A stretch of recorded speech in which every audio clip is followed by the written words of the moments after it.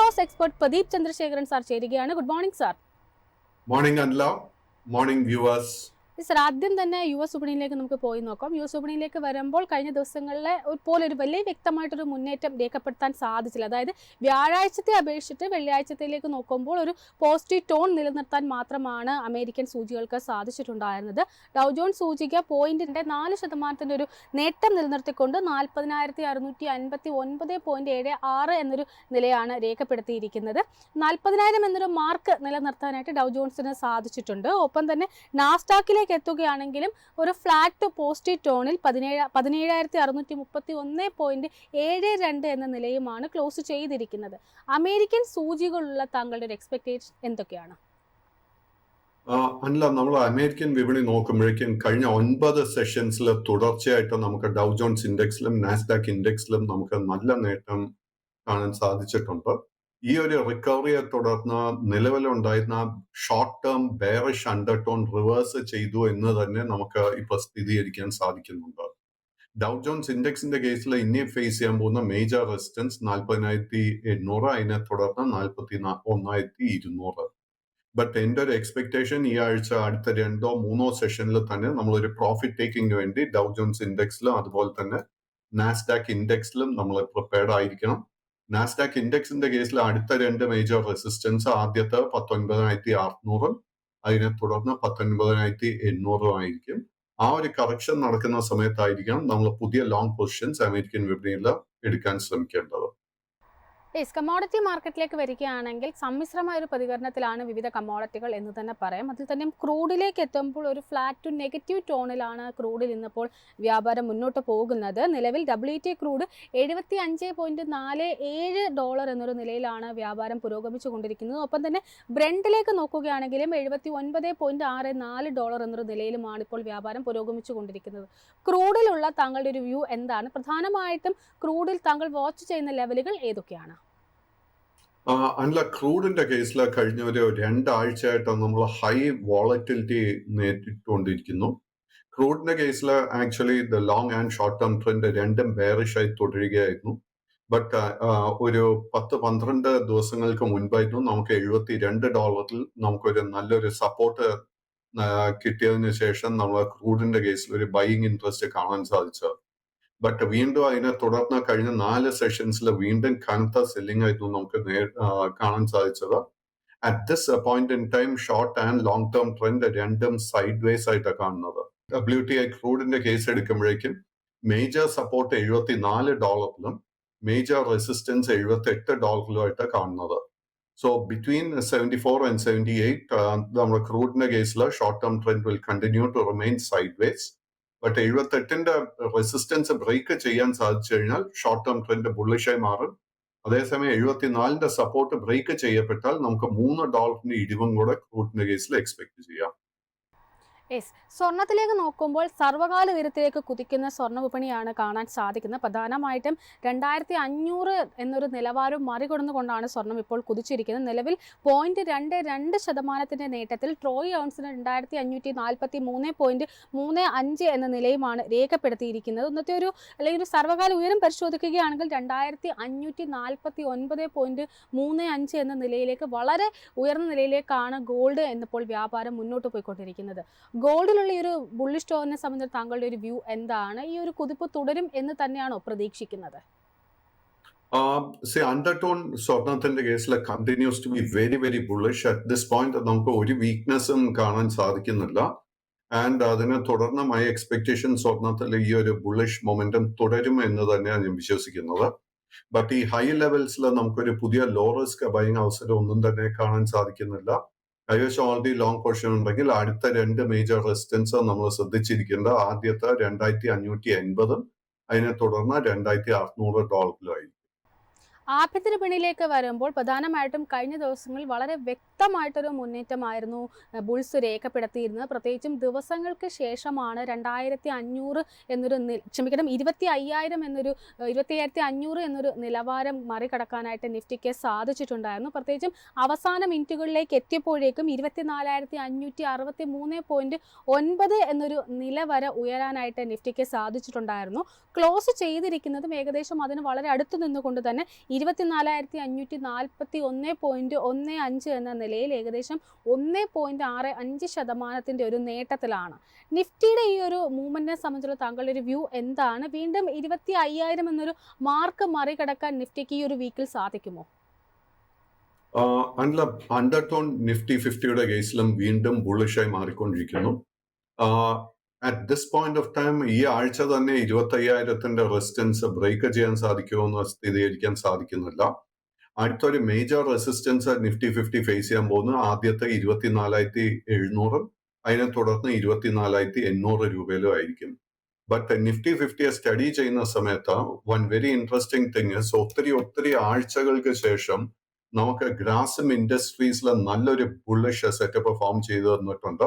അതേപോലെ HDFC ബാങ്കിൽ ഒരു ബുള്ളിഷ് സെറ്റപ്പ് കാണാൻ സാധിക്കുന്നുണ്ട്.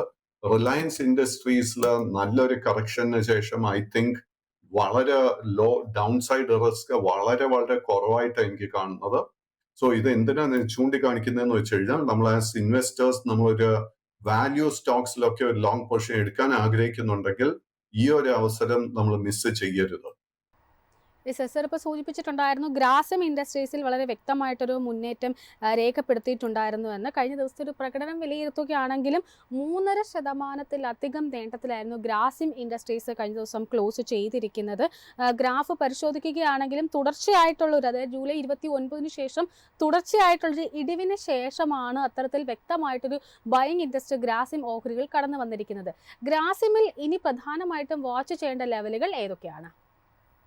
ഗ്രാസിം ഇൻഡസ്ട്രിയുടെ കേസിൽ 2,480 രൂപയായിരിക്കും അതിന്റെ ഒരു മേജർ സപ്പോർട്ട്. ഈ ഒരു സപ്പോർട്ട് ബ്രേക്ക് ചെയ്യപ്പെട്ടാൽ മാത്രം വീണ്ടും ഗ്രാസിമിൽ നമുക്കൊരു സെല്ലിംഗ് പ്രഷർ കാണാൻ സാധിക്കും. ബട്ട് നമുക്ക് കറന്റ് ലെവൽസിൽ അങ്ങനെ ഒരു ലോങ് പൊസിഷൻ എടുക്കാൻ ആഗ്രഹിക്കുന്നുണ്ടെങ്കിൽ അടുത്ത മേജർ റെസിസ്റ്റൻസ് 2,685. അത് ബ്രേക്ക് ചെയ്യാൻ സാധിച്ചു കഴിഞ്ഞാൽ അടുത്ത മേജർ റെസിസ്റ്റൻസ് 2,750 ആൻഡ് അതിനെ തുടർന്ന് ഓൾ ടൈം ഹൈ 2,880. ഒപ്പം തന്നെ നിഫ്റ്റി ബാങ്കിലേക്ക് കൂടി വരികയാണ്. നിഫ്റ്റി ബാങ്കിനെ സംബന്ധിച്ചും കഴിഞ്ഞ ദിവസം നിഫ്റ്റിയുടെ ഏകദേശം അതേ ഒരു പാറ്റേൺ തന്നെയായിരുന്നു, ട്രേഡിംഗ് പാറ്റേൺ തന്നെയായിരുന്നു ഫോളോ ചെയ്തിരുന്നത്. ക്ലോസ് ചെയ്തിരിക്കുന്നത് 1.59% ഒരു നേട്ടത്തിൽ 50,516.9 എന്നൊരു നിലയിലാണ്. ആ 50,000 എന്നൊരു നില കൈവിടാതെ സൂക്ഷിക്കാനായിട്ട് നിഫ്റ്റി ബാങ്കിനും സാധിച്ചിട്ടുണ്ടായിരുന്നു. നിഫ്റ്റി ബാങ്കിലുള്ള താങ്കളുടെ ഒരു വ്യൂ എന്താണ്? ഈ ഒരു സൂചികയിൽ ഇനി പ്രധാനമായിട്ടും വാച്ച് ചെയ്യേണ്ട ലെവലുകൾ ഏതൊക്കെയാണ്? സോ നിഫ്റ്റി ബാങ്ക് ഇൻഡെക്സിന്റെ കേസ് എടുക്കുമ്പോഴേക്കും ഓൾമോസ്റ്റ് ഒരു 4-5 ആഴ്ച നീണ്ടു നിന്ന ഒരു കറക്ഷനായിരുന്നു നമ്മൾ കണ്ടുകൊണ്ടിരിക്കുന്നത്. ആൻഡ് ഈ ഒരു കറക്ഷന്റെ ലാസ്റ്റ് ഫേസിലോട്ട് എത്തിയെന്നാണ് ഞാൻ വിശ്വസിക്കുന്നത്. 49,600 പോയിന്റിൽ വളരെ മേജർ സപ്പോർട്ട് നിഫ്റ്റി ബാങ്ക് ഇൻഡെക്സിനുണ്ട്. എനിക്ക് തോന്നുന്നില്ല ഈ ഒരു സപ്പോർട്ട് എളുപ്പത്തിന് ബ്രേക്ക് ചെയ്യപ്പെടുമെന്ന്. ആൻഡ് ഐ തിങ്ക് കറന്റ് ലെവൽസിൽ നമുക്ക് തീർച്ചയായിട്ടും ഒരു ലോങ് പൊസിഷൻ എടുക്കാൻ ശ്രമിക്കാം. നിഫ്റ്റി ബാങ്ക് ഇൻഡെക്സ് നേരിടാൻ പോകുന്ന ആദ്യത്തെ ഒരു മേജർ റെസിസ്റ്റൻസ് 50,800 പോയിന്റ്. അത് ബ്രേക്ക് ചെയ്യാൻ സാധിച്ചു കഴിഞ്ഞാൽ ഓൾമോസ്റ്റ് ഒരു 700 to 800 പോയിന്റ്സ് നേട്ടം നമുക്ക് എക്സ്പെക്ട് ചെയ്യാം. അടുത്ത മേജർ റെസിസ്റ്റൻസ് അതിന് ശേഷം 51,600 പോയിന്റ് ആയിരിക്കും. അത് ബ്രേക്ക് ചെയ്യാൻ സാധിച്ചു കഴിഞ്ഞാൽ നെക്സ്റ്റ് മേജർ റെസിസ്റ്റൻസ് 52,400. ഒപ്പം തന്നെ നേരത്തെ സൂചിപ്പിച്ചിട്ടുണ്ടായിരുന്നു HDFC ബാങ്കിലും വ്യക്തമായിട്ടൊരു മൊമെൻറ്റം കാണാൻ സാധിക്കുന്നുണ്ട്. HDFC ബാങ്കിനെ സംബന്ധിച്ച് പരിശോധിക്കുകയാണെങ്കിലും ഏകദേശം 1.5%-ലധികം നേട്ടത്തിലായിരുന്നു കഴിഞ്ഞ ദിവസം HDFC ബാങ്ക് ഓഹരികൾ വ്യാപാരം അവസാനിപ്പിച്ചിരിക്കുന്നത്. 1,632.1 എന്ന നിലയിലാണ് ക്ലോസ് ചെയ്തിരിക്കുന്നത്. HDFC ബാങ്കിൽ കഴിഞ്ഞ കുറച്ച് നാളുകളായിട്ടൊരു സൈഡ് വേസ് പാറ്റേൺ ആയിരുന്നു നമുക്ക് കാണാൻ സാധിച്ചിരുന്നത്. ഈ ഒരു സൈഡ് വേസ് പാറ്റേണിൽ നിന്ന് വീണ്ടും ഒരു ബുൾ റാലിയിലേക്കാണ് HDFC ബാങ്ക് ഓഹരികൾ പോകുന്നത്. ഈ ഒരു ഓഹരിയിൽ ഇപ്പോൾ ഏതെങ്കിലും തരത്തിലൊരു ലോ റിസ്ക് ബൈയിങ് അവസരം കാണുന്നുണ്ടോ? തീർച്ചയായിട്ടും. സോ HDFC ബാങ്ക് കഴിഞ്ഞ മാസമായിരുന്നു നമുക്കൊരു റെക്കോർഡ് ഓൾ ടൈം ഹൈ നൽകിയത്. അതിനെ തുടർന്ന് we have seen a very nice profit taking, ഒരു കൺസോൾട്ടേഷൻ നടന്നു വരിക നമുക്ക് കാണാൻ സാധിക്കുന്നത്. ആൻഡ് ഈ സ്റ്റോക്കിന് 1,585 രൂപയിൽ വളരെ സ്ട്രോങ് ഒരു സപ്പോർട്ട് ഫോം ചെയ്തിട്ടുണ്ട്. എനിക്ക് തോന്നുന്നില്ല ഇമ്മീഡിയറ്റ് ആയിട്ട് ഒരു സപ്പോർട്ട് ബ്രേക്ക് ചെയ്യപ്പെടുമെന്ന്. കറന്റ് ലെവൽസിൽ എനിക്ക് തോന്നുന്നു this is a low risk buying opportunity. സ്റ്റോക്കിന്റെ അടുത്ത മേജർ റെസിസ്റ്റൻസ് 1,645. അത് ബ്രേക്ക് ചെയ്യാൻ സാധിച്ചു കഴിഞ്ഞാൽ 1,680. 1,680 റെസിസ്റ്റൻസ് ഈ ആഴ്ച അല്ലെങ്കിൽ വരുന്ന ആഴ്ചയിൽ തന്നെ ബ്രേക്ക് ചെയ്യാൻ സാധിച്ചു കഴിഞ്ഞാൽ നമുക്ക് HDFC ബാങ്കിന്റെ കേസിൽ നമുക്കൊരു പുതിയ ഓൾ ടൈം ഹൈ തന്നെ എക്സ്പെക്ട് ചെയ്യാം. HDFC ബാങ്കിനോടൊപ്പം തന്നെ ICICI ബാങ്കുമായി ബന്ധപ്പെട്ടുള്ള താങ്കളുടെ ഒരു വ്യൂ കൂടിയാണ് ചോദിക്കുന്നത്. ICICI ബാങ്കിനെ സംബന്ധിച്ചും കഴിഞ്ഞ ദിവസം നിഫ്റ്റി ബാങ്കിൽ ഏറ്റവും അധികം സപ്പോർട്ട് നൽകിയ ഓഹരികളിൽ ഒന്നാണ് ICICI ബാങ്ക് എന്ന് പറയുന്നത്. 2% നേട്ടത്തിലായിരുന്നു ICICI ബാങ്കും ക്ലോസ് ചെയ്തിരിക്കുന്നത്. ഒരുപക്ഷെ ജൂലൈക്ക് ശേഷം അല്ലെങ്കിൽ ജൂലൈ 2-ന് ശേഷം ഒരു വ്യക്തമായിട്ടൊരു കറക്ഷൻ നേരിട്ടൊരു ഓഹരി കൂടിയാണ് ICICI ബാങ്ക് ഓഹരികൾ. ICICI ബാങ്കിലുള്ള താങ്കളുടെ ഒരു വ്യൂ എന്താണ്? ഈ ഒരു ഓഹരിയിൽ ഇപ്പോൾ ഏതെങ്കിലും തരത്തിലൊരു ബൈയിങ് അവസരമുണ്ടോ? ICICI ബാങ്കിന്റെ കേസിലും HDFC ബാങ്കിനെ പോലെ തന്നെ കഴിഞ്ഞ ഒരു 3-4 ആഴ്ചകളായിട്ട് നല്ലൊരു കറക്ഷൻ നടന്നു വരുന്ന ഒരു stock ICICI bank. Financial performance നോക്കുമ്പോഴേക്കും HDFC bank and ICICI bank നല്ല മികച്ച ഫൈനാൻഷ്യൽ പെർഫോമൻസ് ആയിരുന്നു നമുക്ക് നൽകിയത്. ICICI ബാങ്കിന്റെ കേസിലും തീർച്ചയായിട്ടും നമുക്ക് കറന്റ് ലെവൽസിൽ തന്നെ നമുക്ക് ഒരു ലോങ് പൊസിഷൻ കൺസിഡർ ചെയ്യാം. അങ്ങനെ ഒരു ലോങ് പൊസിഷൻ എടുക്കാൻ ആഗ്രഹിക്കുന്നുണ്ടെങ്കിൽ 1150-ലായിരിക്കും നമ്മൾ സ്റ്റോപ്പ് മെയിൻറ്റെയിൻ ചെയ്യേണ്ടത്. ഈ സ്റ്റോക്ക് ഫേസ് ചെയ്യാൻ പോകുന്ന ആദ്യത്തെ റെസിസ്റ്റൻസ് 1200 രൂപ, അതിനുശേഷം 1225, അതിനെ തുടർന്ന് 1250. ധാരാളം പ്രേക്ഷകർ ക്വയറീസുമായി എത്തിയിട്ടുണ്ട്. അതിൽ ആദ്യമായിട്ട് സുലേഖ എന്ന പ്രേക്ഷക പഞ്ചാബ് നാഷണൽ ബാങ്കുമായി ബന്ധപ്പെട്ടുള്ള താങ്കളുടെ ഒരു വ്യൂ ആണ് ചോദിച്ചിരിക്കുന്നത്. കഴിഞ്ഞ ദിവസം മറ്റ് ബാങ്കിങ് ഓഹരികളിലെല്ലാം തന്നെ വ്യക്തമായിട്ടൊരു മുന്നേറ്റം രേഖപ്പെടുത്തിയപ്പോൾ ഏകദേശം 0.5% ഇടിവിലായിരുന്നു PNB ക്ലോസ് ചെയ്തിട്ടുണ്ടായിരുന്നത്. പഞ്ചാബ് നാഷണൽ ബാങ്ക് ഓഹരികളുള്ള താങ്കളുടെ ഒരു വ്യൂ എന്താണ്? Punjab national bank, HDFC bank, ICICI ബാങ്കിനെ ഒക്കെ അപേക്ഷിച്ച് കഴിഞ്ഞ 3-4 മാസങ്ങളായിട്ട് അണ്ടർ പെർഫോം ചെയ്തു വരുന്ന ഒരു stock Punjab national bank. But Punjab national ബാങ്കിന്റെ കേസിൽ എനിക്ക് തോന്നുന്നു നമ്മളും ഈ ഒരു സ്റ്റോക്കിലും we have come to the end of the correction phase. കൈവശം ഓൾറെഡി ലോങ് പൊസിഷൻ ഉണ്ടെങ്കിൽ ആ ഒരു പൊസിഷൻ മെയിൻറ്റെയിൻ ചെയ്യുക. 103 രൂപയിലായിരിക്കണം നമ്മുടെ സ്റ്റോപ്പ് ലോസ്. ഈ സ്റ്റോക്കിൽ ശക്തമായിട്ട് ഒരു മുന്നേറ്റം നമുക്ക് കാണണമെങ്കിൽ 121 രൂപയുടെ മുകളിൽ ക്ലോസ് ചെയ്യണം. 121ന്റെ റെസിസ്റ്റൻസ് ബ്രേക്ക് ചെയ്യാൻ സാധിച്ചു കഴിഞ്ഞാൽ നെക്സ്റ്റ് മേജർ റെസിസ്റ്റൻസ് 130, അതിനെ തുടർന്ന് 140 ആയിരിക്കും. സന്തോഷ് എന്ന പ്രേക്ഷകൻ കിർലോസ്കർ ബ്രദേഴ്സുമായി ബന്ധപ്പെട്ടുള്ള താങ്കളുടെ ഒരു വ്യൂ ആണ് ചോദിച്ചിരിക്കുന്നത്. ഓഹരി കഴിഞ്ഞ ദിവസം 5% ഒരു നേട്ടം രേഖപ്പെടുത്തിയിട്ടുണ്ടായിരുന്നു. 1981 എന്ന നിലയിലാണ് ക്ലോസ് ചെയ്തിരിക്കുന്നത്. കിർലോസ്കർ ബ്രദേഴ്സിലുള്ള താങ്കളുടെ ഒരു വ്യൂ എന്താണ്? പ്രധാനമായിട്ടും ഈ ഒരു ഓഹരിയിൽ ടാർഗറ്റ് ആയിട്ട് എത്ര വരെ വെക്കണമെന്നാണ് അദ്ദേഹം ചോദിച്ചിരിക്കുന്നത്. Kirloskar brothers long term trend വളരെ ബുള്ളിഷായി തന്നെ തുടരുന്നു. ബട്ട് ഷോർട്ട് ടേമിൽ നമുക്ക് കഴിഞ്ഞ ഒരു 4 ആഴ്ചകളായിട്ട് നല്ലൊരു കറക്ഷനും കാണാൻ സാധിക്കുന്നുണ്ട്. എനിക്ക് തോന്നുന്നില്ല ഈ സ്റ്റോക്ക് 1800 രൂപയുടെ സപ്പോർട്ട് ബ്രേക്ക് ചെയ്യുമെന്നോ. ഈ ഒരു റിക്കവറി, പുതിയ ബൈയിങ് ഇൻട്രസ്റ്റ് വരുന്നുണ്ടെങ്കിൽ ഈ സ്റ്റോക്ക് ഫേസ് ചെയ്യാൻ പോകുന്ന ആദ്യത്തെ റെസിസ്റ്റൻസ് 2210 ആയിരിക്കും. ആൻഡ് ആ ഒരു റെസിസ്റ്റൻസ് എത്തുമ്പോഴേക്കും I expect some kind of profit taking. ആ പ്രോഫിറ്റ് ടേക്കിങ്ങിന് ശേഷം അടുത്തൊരു മേജർ റെസിസ്റ്റൻസ് നമുക്ക് കാണാൻ സാധിക്കുന്നത് 2380, 2420 ഈ ഒരു റേഞ്ചിലായിരിക്കും. ഈ ഒരു റേഞ്ച് ബ്രേക്ക് ചെയ്യാൻ സാധിച്ചു കഴിഞ്ഞാൽ ഈ സ്റ്റോക്കിൽ നമുക്കൊരു പുതിയ ഓൾ ടൈം ഹൈ തന്നെ എക്സ്പെക്ട് ചെയ്യാം. ഡാനിയൽ ജോൺ എന്ന പ്രേക്ഷകൻ ഗേബ്രിയൽ ഇന്ത്യ ലിമിറ്റഡുമായി ബന്ധപ്പെട്ടുള്ള താങ്കളുടെ ഒരു വ്യൂ ആണ് ചോദിച്ചിരിക്കുന്നത്. കഴിഞ്ഞ ദിവസം ഓഹരി 4.92% ഇടിവിലായിരുന്നു ക്ലോസ് ചെയ്തിരിക്കുന്നത്. ഗേബ്രിയൽ ഇന്ത്യയിലുള്ള താങ്കളുടെ ഒരു വ്യൂ എന്താണ്? Gabriel India long term trend bullish ആണെങ്കിൽ പോലും ഷോർട്ട് ടേം ട്രെൻഡിൽ നമുക്കൊരു സൈഡ് വേസ് പാറ്റേൺ കാണാൻ സാധിക്കുന്നത്. കഴിഞ്ഞ ട്രേഡിംഗ് സെഷനിൽ ഈ സ്റ്റോക്ക് നമുക്കൊരു പുതിയ ഓൾ ടൈം ഹൈ നൽകിയതിനു ശേഷമായിരുന്നു ഈ സ്റ്റോക്കിൽ ഒരു പ്രോഫിറ്റ് ടേക്കിംഗ് കാണാൻ ഇടയായത്. കൈവശം ലോങ് പൊസിഷൻ ഉണ്ടെങ്കിൽ നമ്മൾ റെസിസ്റ്റൻസ് ആയിട്ട് ശ്രദ്ധിച്ചിരിക്കേണ്ടത് 545 രൂപ. ആൻഡ് നമ്മൾ വളരെ സ്ട്രിക്റ്റ് ആയിട്ട് ഒരു സ്റ്റോപ്പ് മെയിൻറ്റെയിൻ ചെയ്യേണ്ടത് 470 രൂപ.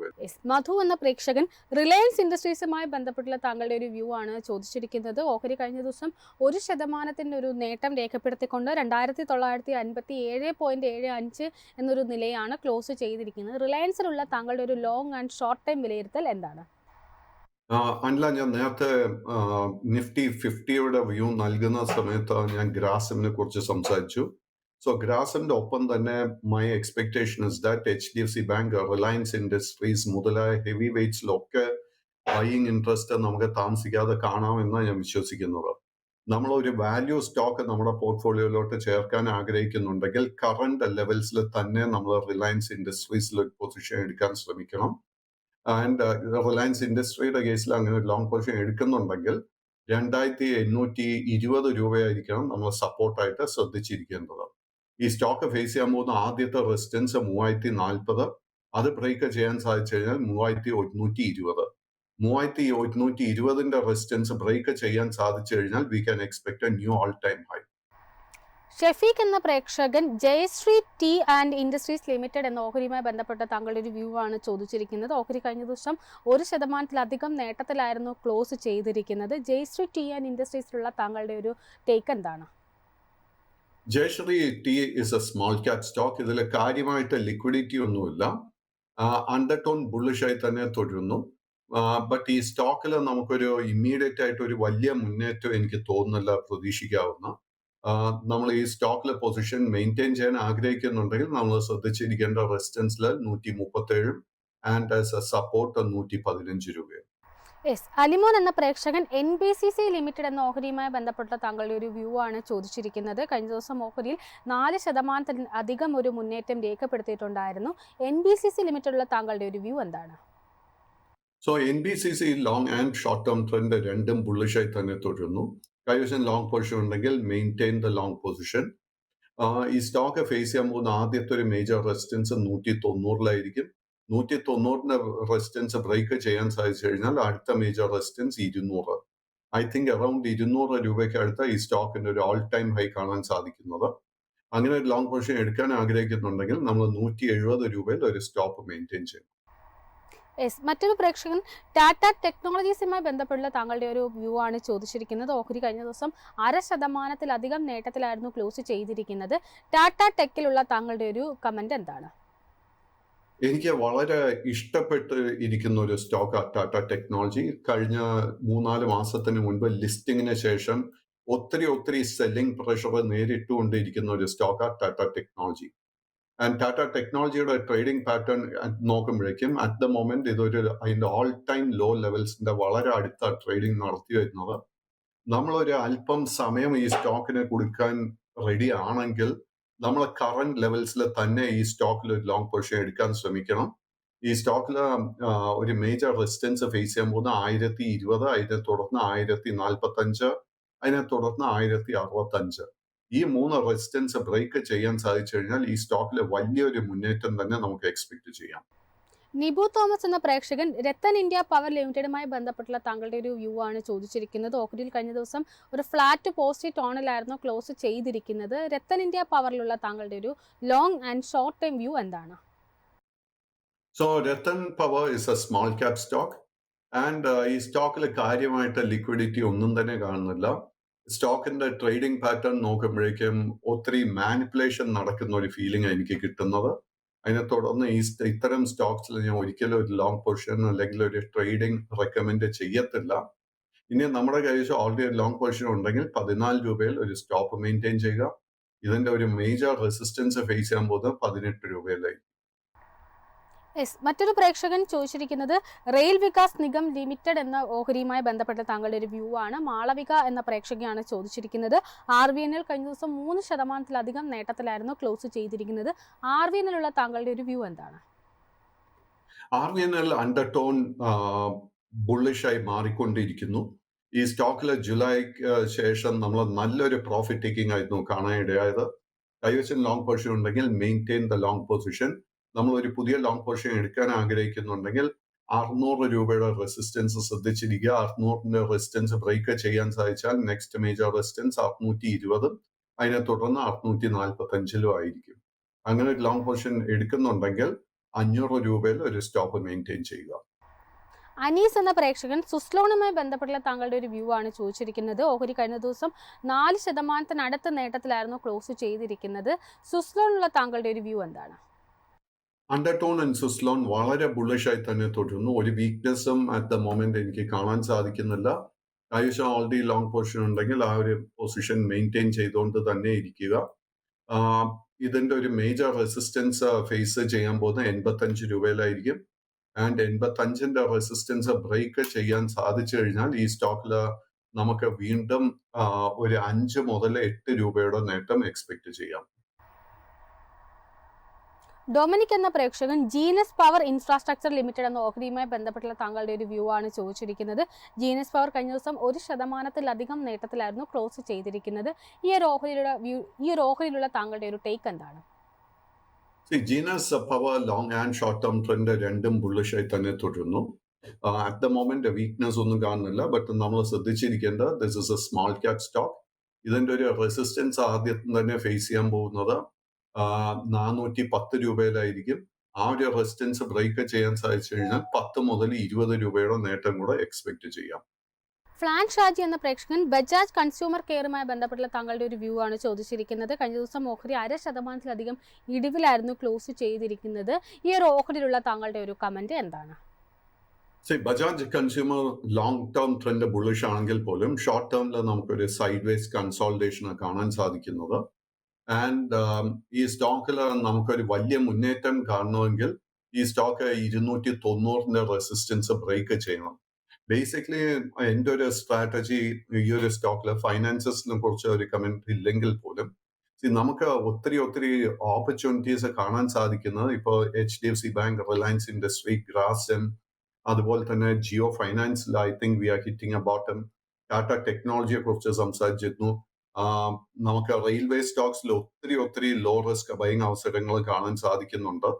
സോ നമ്മുടെ ഒരു പോർട്ട്ഫോളിയോ റീകാസ്റ്റ് ചെയ്യാൻ ആഗ്രഹിക്കുന്നുണ്ടെങ്കിൽ this is an excellent time to recast the portfolio. Thomas എന്ന പ്രേക്ഷകൻ ഈസാഫ് സ്മോൾ ഫിനാൻസ് ബാങ്കുമായി ബന്ധപ്പെട്ടുള്ള താങ്കളുടെ ഒരു വ്യൂ ആണ് ചോദിച്ചിരിക്കുന്നത്. ഈസാഫ് കഴിഞ്ഞ ദിവസം 0.5% നേട്ടത്തിൽ 50.4 എന്നൊരു നിലയിലായിരുന്നു ക്ലോസ് ചെയ്തിരിക്കുന്നത്. ഈസാഫിലുള്ള താങ്കളുടെ ഒരു വ്യൂ എന്താണ്? ഞാൻ നേരത്തെ ടാറ്റ ടെക്നോളജിയെ കുറിച്ച് സംസാരിച്ചിരുന്നു. ESAF small finance bank and Tata technology ഏകദേശം ഒരേ സമയത്തായിരുന്നു മാർക്കറ്റിൽ ലിസ്റ്റ് ചെയ്യപ്പെട്ടത്. ആൻഡ് ടാറ്റ ടെക്നോളജിയിൽ കണ്ട പാറ്റേൺ, സെയിം പാറ്റേൺ ഈ ഒരു സ്റ്റോക്കിൽ നമുക്ക് കാണാൻ സാധിക്കുന്നുണ്ട്. At the moment ESAF small finance ബാങ്കും അതിന്റെ ഒരു ഓൾ ടൈം ലോവസ്റ്റ് ലെവലിലാണ് ട്രേഡിംഗ് നടത്തി വരുന്നത്. എനിക്ക് തോന്നുന്നില്ല ഈ സ്റ്റോക്ക് 48 രൂപ 75 പൈസയുടെ സപ്പോർട്ട് ബ്രേക്ക് ചെയ്യുമെന്ന്.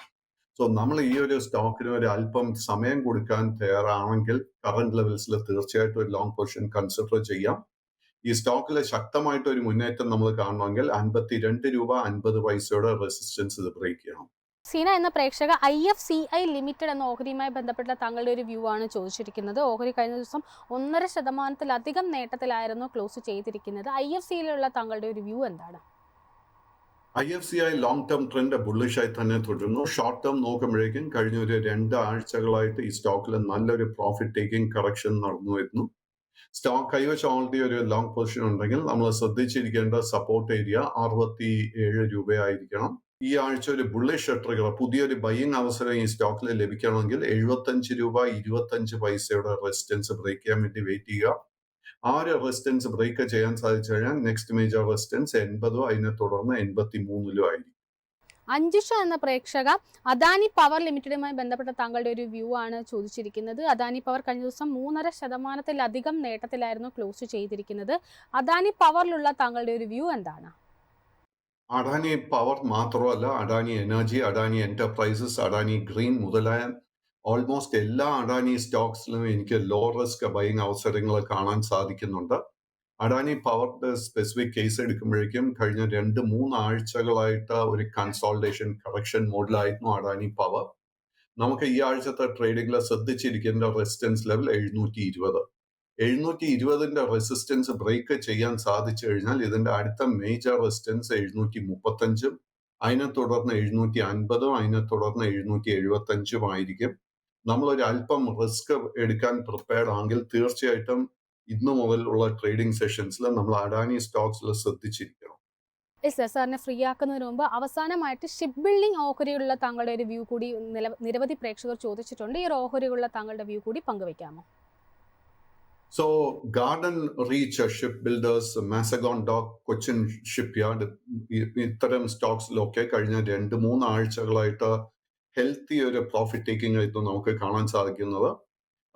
ഗാർഡൻ റീച്ച് ഷിപ്പ് ബിൽഡേഴ്സിന്റെ കേസിൽ ഓൾറെഡി ഒരു ലോങ് പൊസിഷൻ ഉണ്ടെങ്കിൽ നമ്മൾ 1880 നമ്മളൊരു സപ്പോർട്ട് മെയിൻറ്റെയിൻ ചെയ്യുക. And as a bullish trigger ഈ ആഴ്ചത്തെ ട്രേഡിംഗിൽ നമ്മൾ ശ്രദ്ധിച്ചിരിക്കേണ്ട റെസിസ്റ്റൻസ് 2020.